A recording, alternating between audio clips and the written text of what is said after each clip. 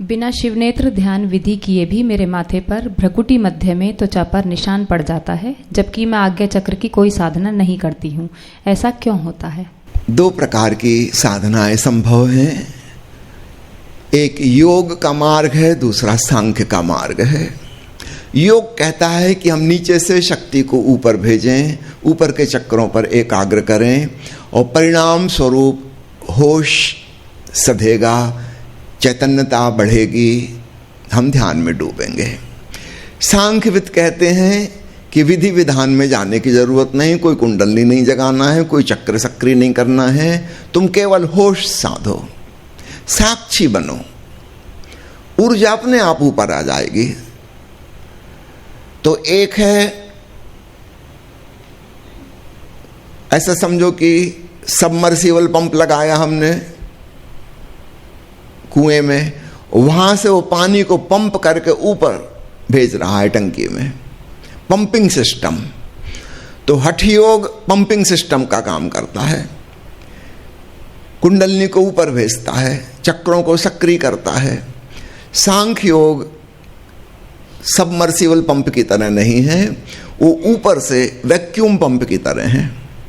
कहता तुम ऊपर जाकर खाली करो, नीचे से पानी अपने आप आ जाएगा, तुम शून्य हो जाओ, तुम साक्षी हो जाओ। तो परिणाम दोनों में एक सा घटित होता है।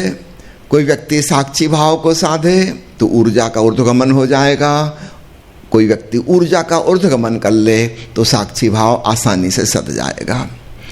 अब कविता का प्रश्न है कि मैंने तो आज्ञा चक्र की साधना नहीं की, फिर क्यों मेरे माथे पर बारंबार निशान पड़ जाता है, जैसे कि टीका लगाया हुआ हो। आपने हठ योग वाली साधना नहीं की है, आपने साक्षी चैतन्य को साधा है, परिणाम स्वरूप ऊर्जा ऊपर आ जाएगी आज्ञा चक्र पर, सहस्त्रार पर। तो यह स्वाभाविक है, इसको स्वीकार करें, अहोभाव से भरें। कभी ध्यान में खूब अच्छी डुबकी लगती है और दूसरों को सिखाने की भावना भी पैदा होती है। कभी कभी यह भावना बिल्कुल तिरोहित हो जाती है। ऐसा क्यों होता है? दो प्रकार के लोग होते हैं, एक अरहत और दूसरे बोधिसत्व। अरहत वे हैं जो अपने भीतर आनंद मगन हो गए, परम चैतन्य में लीन हो गए और दुनिया को भूल भाल गए, किसी से कुछ लेना देना नहीं है। अक्सर ऐसे लोग बुद्धत्व को प्राप्त करके शरीर से भी विदा हो जाते हैं, क्योंकि अब इतनी भी वासना नहीं रही, जीवेषणा न रही कि जिंदा भी रहें। किस लिए? परम मंजिल पाली, खेल खत्म हो गया। कुछ लोग जीवित भी रह जाते हैं पर उनके बारे में कभी किसी को पता नहीं चलेगा, वे कभी किसी से कुछ कहेंगे नहीं, बताएंगे नहीं। उनके भीतर ऐसी कोई भावना नहीं है कि किसी की मदद करें। बोधिसत्व वे लोग हैं जो करुणा भाव से भरे हैं। उन्हें याद है अपने अतीत की कि मैं कितने दुख में और संताप में था और फिर मुझे कैसे शांति और आनंद मिला। और देखते हैं अपने चारों तरफ दुखी मानवता को और उनका हृदय पसीजता है कि काश मैं इनके लिए कुछ मदद कर सकूं। वे अपने हृदय की बात बताना चाहते हैं, बताने की कोशिश करते हैं, लोगों तक अप्रोच करते हैं। उन्हें बोधिसत्व कहा जाता है। अरहत बहुत हुए हैं, हजारों की गिनती में, लेकिन इतिहास में उनका कोई नाम नहीं रह जाएगा, क्योंकि उन्होंने कभी कुछ कहा नहीं, कभी कुछ किया नहीं विशेष। दोनों के चैतन्य ज्ञान में कोई भेद नहीं है, लेकिन ऊपर ऊपर से अभिव्यक्ति का बड़ा भेद है। एक्सपीरियंस सेम, लेकिन एक्सप्रेशन में बड़ा अंतर है। अरहत कोई एक्सप्रेशन करते ही नहीं, वो इसकी चिंता ही नहीं करते। बोधिसत्व इसकी फिक्र करते हैं। बुद्ध के बारे में कहानी सुनी ना कि जब वे निर्वाण के द्वार पर पहुंचे, वहां उनका स्वागत करने के लिए फूल मालाएं लिए देवदूत खड़े थे, लेकिन बुद्ध ने मुंह फेर लिया संसार की तरफ देवदूतों ने कहा आप क्या कर रहे हैं? हजारों वर्षों में कभी कोई बुद्धत्व को प्राप्त होता है, निर्वाण के द्वार खुलते हैं, आप भीतर आइए, आपका स्वागत है। बुद्ध ने कहा भी नहीं, जब तक सब लोग नहीं आ जाते मैं प्रतीक्षा करूंगा।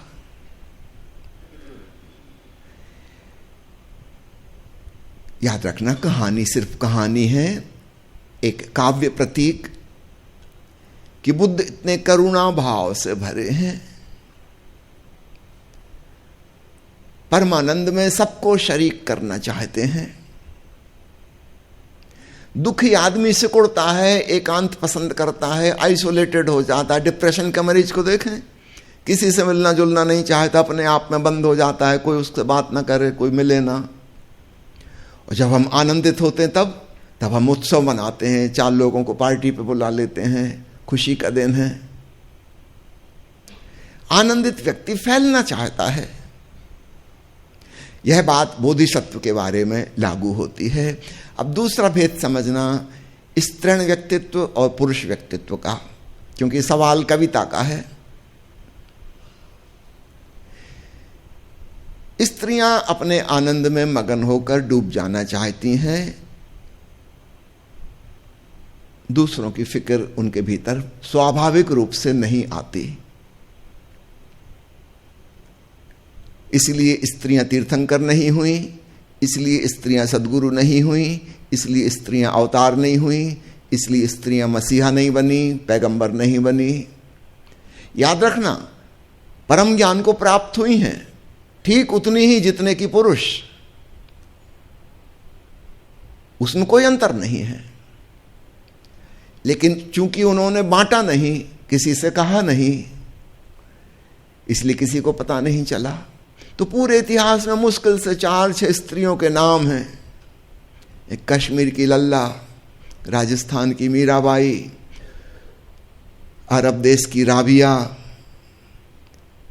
चरणदास की 2 शिष्याएं सहजोबाई, दयाबाई, ऐसे गिने चुने नाम हैं बस।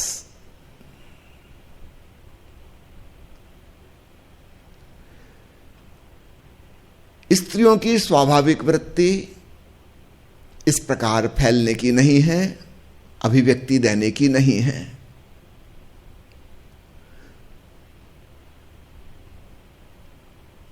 उनका प्रेम, उनका स्नेह एक छोटे से दायरे में सीमित रहता है। मेरा पति, मेरे बच्चे, फिर जब थोड़े बच्चे बड़े हो जाते हैं तो पति भी उस दायरे के बाहर निकल जाता है, बाहर में जाए। मेरे बच्चे वहीं तक लिमिटेड रहता है, उसके आगे नहीं जाता। पुरुष दूर दूर की सोचता है, मंगल ग्रह पे जाना है, वहां पता लगाना कोई है कि नहीं। पता लगा के करोगे, वहां जाके युद्ध करोगे। जो काम तुम यहां कर रहे हो वो वहां करोगे। एक ही काम तुम्हें आता, आतंकवाद।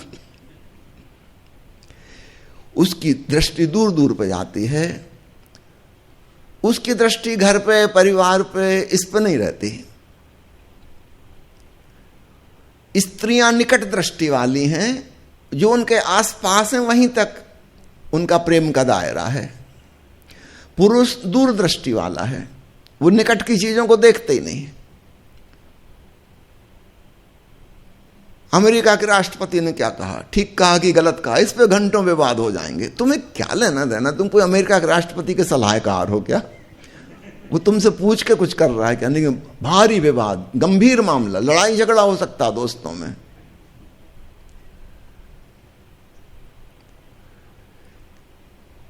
किसी महिला से पूछो कि अमेरिका के राष्ट्रपति ने ऐसा कहा, आपका क्या विचार? उनको नाम ही नहीं सुना राष्ट्रपति का, हमें क्या लेना देना। असली सवाल यह कि परवल की सब्जी बनाई जाए आज की लौकी की।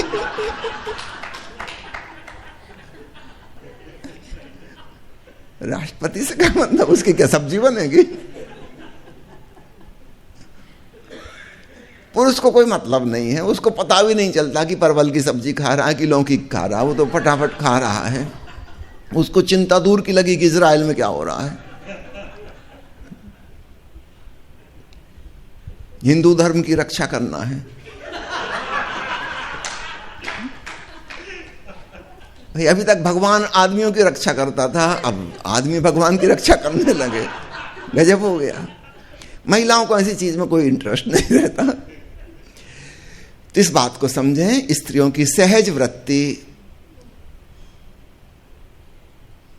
करुणा के प्रसार की नहीं है। उनकी करुणा भी है तो वो छोटे से दायरे में है, निकट वालों पर है, दूर वालों पर नहीं है। इसलिए एक साधिका के जीवन में यह बात महत्वपूर्ण हो जाती है। कभी कभी लगता है कि जो हमने पाया है ओशो से उसको बांटें, फैलाएं, दूसरों तक पहुंचाएं, और कभी कभी लगता है कि नहीं, इसमें नहीं उलझना है। आपने मेरा जवाब पूछा है, मैं आपसे कहूंगा जो आपकी सहज वृत्ति है उसके संग आप रमें, उसमें रहें, सहज बने, सरल बने। अपने आप अगर आता है कुछ तो ठीक, नहीं आता है तो वह भी ठीक। इसमें कोई सही और गलत का सवाल नहीं है। अपनी अपनी पर्सनालिटी की टाइप है, व्यक्तित्व का रुझान है। तो जो सहजता से हो जाए, कभी हो जा रहा है उसको भी स्वीकार कर लीजिए, कभी नहीं हो रहा है उसको भी अहोभाव से स्वीकार कर लीजिए। मीराबाई ने व्यक्त किया, मुझे नहीं लगता कि किसी को भी कोई लाभ उनसे हुआ होगा। उन्होंने अपने आनंद को तो एक्सप्रेस किया, पद घुंघरू बांध मीरा नाची रहे, लेकिन इससे किसी को कोई संदेश मिल पाया हो, कोई साधना में रुचि जागी हो, ऐसा तो दिखाई नहीं देता। वो जो कह रही हैं वो गीतमय है। अब गीत का इंटरप्रिटेशन वो सुनने वाले पे निर्भर करता है। वो गणित जैसा 2 और 2 4 नहीं है कि स्पष्ट समझ में आ जाए। आप जो चाहो वो भावार्थ निकाल लो उसमें से। शायद ही कोई बात पकड़ पाया हो।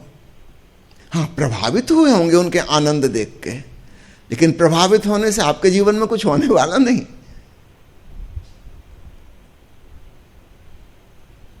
कुछ होने वाला नहीं। साधना का कोई सूत्र नहीं मिलेगा। यह समझ में आएगा कि इनको कुछ अद्भुत हो गया, लेकिन यह समझ में नहीं आएगा कि हमको कैसे हो।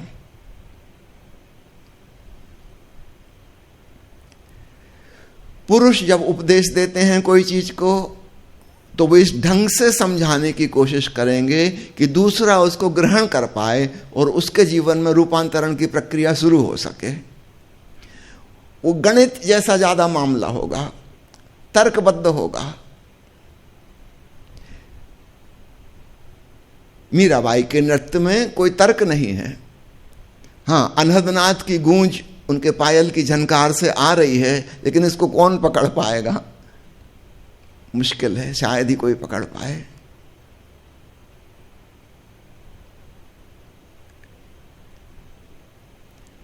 पुरुष दार्शनिक तरीके से, तार्किक तरीके से, बुद्धि जिससे सहमत हो सके ऐसी बात कहते हैं।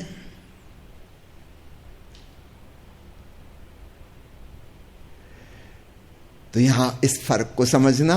और अंत में पुनः कह रहा हूं, जैसा सहज हो उसे परमात्मा की मर्जी जानो। तो अपनी तरफ से स्पेशल प्रयास नहीं करना। जब कभी आपको भाव आता है कुछ अभिव्यक्त करें, जरूर करें, जो बन सके करें।